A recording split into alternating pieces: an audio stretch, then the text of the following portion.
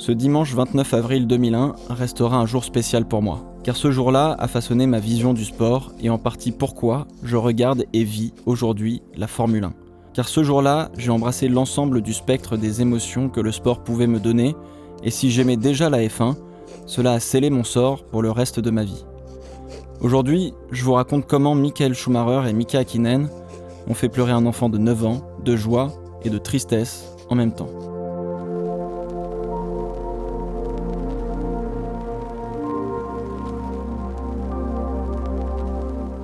Le Grand Prix d'Espagne 2001 marque le 5e Grand Prix de la saison, jusqu'à présent dominé par Michael Schumacher et Ferrari. Les Rouges sont d'ailleurs les champions du monde en titre, l'an 2000 étant le premier titre de Schumi chez Ferrari. Häkkinen, double champion du monde, doit prendre sa revanche. C'est l'époque des gris contre les rouges, des V10 atmosphériques 3 litres, qui hurlent et où dans les gradins, on utilise encore des cornes de supporters pour tenter de se faire entendre par-dessus la noblesse de ces moteurs. Les ravitaillements en essence sont toujours présents, et il faut passer par les stands au moins 2 fois dans la course. Et comme récemment à Zandvoort, la course se fait plus par coups stratégiques à distance qu'en piste. C'est l'époque où Fernando Alonso vivait le premier Grand Prix à domicile de sa carrière, et où 2 voitures plantées dans le sable au virage 10 ne faisaient pas sortir la voiture de sécurité, mais on y envoyait quand même les grosses machines pour les sortir de là, en se contentant d'agiter un double drapeau jaune. Ce jour-là, mes parents recevaient des amis pour déjeuner. Et pour regarder le Grand Prix, sans déranger les grands, on avait placé la télé dans la chambre pour mon cousin et moi. Et évidemment, le Grand Prix n'ayant pas encore commencé, c'était le moment de jouer à la PlayStation et à F1 2000. Je commençais alors à faire un Grand Prix en 100% en relais avec mon cousin pour faire comme mes idoles. Le temps de mettre pause pour regarder le départ et où on espérait secrètement 1 ou 2 crashs au premier virage pour avoir un petit peu d'action. À l'époque, je n'avais jamais vécu la mort en sport automobile. Et un crash, cela restait impressionnant, mais ça paraissait impossible qu'un pilote puisse mourir. C'étaient mes super-héros, et ils étaient invincibles avec leurs combinaisons et leurs casques. Rien de flagrant, Frentzen restant totalement sur le carreau au départ et se faisant éviter de justesse par tous les autres pilotes avec le couteau entre les dents. Au bout de quelques tours, les écarts commencèrent à se creuser, et l'excitation du départ laissa place à l'ennui.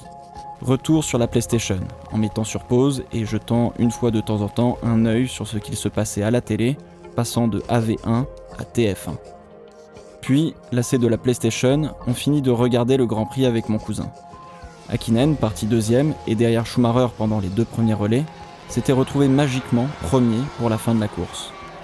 Une meilleure gestion du trafic, couplée à un meilleur rythme et une stratégie pour overcutter Schumacher, avait suffi pour passer devant et construire une avance confortable.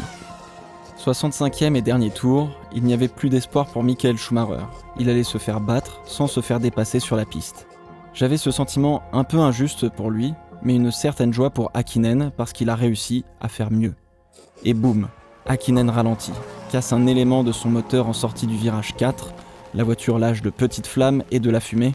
Je n'en croyais pas mes yeux. Schumacher allait prendre la victoire qu'il méritait. La joie m'envahit, les choses rentraient dans l'ordre et des larmes commencèrent à couler de mes petits yeux. Et en même temps, j'avais ce sentiment d'injustice le plus total de voir gagner un pilote par l'abandon d'un autre à quelques virages du drapeau à damier. Me voilà envahi par un rush d'émotions confuses que je ne comprends absolument pas et les larmes qui coulent sur mon visage. La joie de voir Schumacher gagner, la tristesse de voir Häkkinen perdre de cette façon. Mon cousin, ne comprenant pas ce qu'il m'arrive, va chercher mes parents parce que c'est ce qu'on fait quand on voit un autre gamin pleurer et qu'on ne comprend pas. Ma mère arrive et me demande ce qu'il se passe, ce à quoi je ne peux répondre tellement je suis confus. Schumacher a gagné, mais Häkkinen a perdu. Difficile de comprendre ce qui provoque tant de larmes puisqu'il y a toujours un vainqueur et un perdant, rien de nouveau. L'incrédulité doit gagner ma mère et se dit que cela va passer. Et oui, quelques minutes plus tard, me voilà reparti sur la Play ou à jouer aux petites voitures avec mon cousin. Sans le savoir, cela a forgé ma vision de la F1. Je ne voulais pas voir Schumacher gagner sans combattre, mais je ne voulais pas voir Häkkinen perdre sans défense. Ce que je voulais, c'est les voir côte à côte, à 300 km/h, comme à Spa quelques mois plus tôt. Au final, je me fichais de savoir qui allait gagner tant que j'avais du spectacle devant mes yeux. Comme tout gamin en train de se forger, j'aimais les vainqueurs. D'abord Häkkinen, puis ensuite Schumacher. et j'ai fini par adorer les deux. Et comme le rouge, ça fait aller plus vite, j'étais fan du cheval cabré.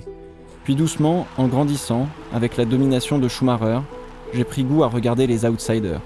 Juan Pablo Montoya, le sanguin, Kimi Raikkonen, la glace, Fernando Alonso, l'obstiné, presque arrogant, ou encore le kamikaze, Takuma Sato. Depuis ce 29 avril 2001, je ne suis pas un fan absolu d'un pilote en particulier. Je suis fan de celui qui devra faire plus pour battre le meilleur. J'étais fan d'Hamilton en 2007 pour sa vitesse, sa fraîcheur et ses passes d'armes, mais au final, je voulais voir Hamilton ou Raikkonen gagner. Un qui n'avait pas réussi. Pareil en 2008, même si j'étais probablement plus pour Massa, puisque les dieux de la bagnole lui ont infligé un abandon mécanique à 3 tours de l'arrivée en Hongrie, alors qu'il était en tête et prendrait 10 points dans le sac. Mais décider d'un championnat du monde dans le dernier virage du dernier tour du dernier Grand Prix de la saison, peu importe qui gagne, c'est magnifique et ça suffit à me combler. Voilà pourquoi j'étais un fan de Nico Rosberg face à Lewis Hamilton. Parce que Rosberg devait faire tellement plus pour battre Hamilton que l'histoire était magnifique. Et arrêter la compétition une fois victorieux termine l'histoire parfaitement comme une série dont on sait que c'est la dernière saison, mais où l'on n'est pas prêt à accepter la chute. Je voue une admiration pour tous les champions de Formule 1, en particulier pour Lewis Hamilton dont je n'ai probablement jamais été un supporter. Encourager un outsider est plus grisant pour moi, mais cela ne m'empêche pas de me rendre compte à quel point Lewis Hamilton est l'un des meilleurs de tous les temps. Secrètement, j'étais pour Vettel durant ces années Ferrari, et secrètement, je suis probablement pour Verstappen cette année. Mais si Verstappen gagne cette année, les rôles seront inversés pour 2022, et je serai alors probablement un supporter d'Hamilton ou d'un autre. Les perdants sont toujours plus intéressants que les gagnants, car on apprend et on grandit des coups durs, mais beaucoup plus difficilement des victoires et des moments de joie. Mais il faut regarder, écouter et ressentir les histoires des perdants et des vainqueurs pour pouvoir embrasser la totalité du sport. C'est ce que j'ai fait sans le savoir, il y a 20 ans, ce dimanche 29 avril 2001. Merci Michael, merci Mika, merci la Formule 1.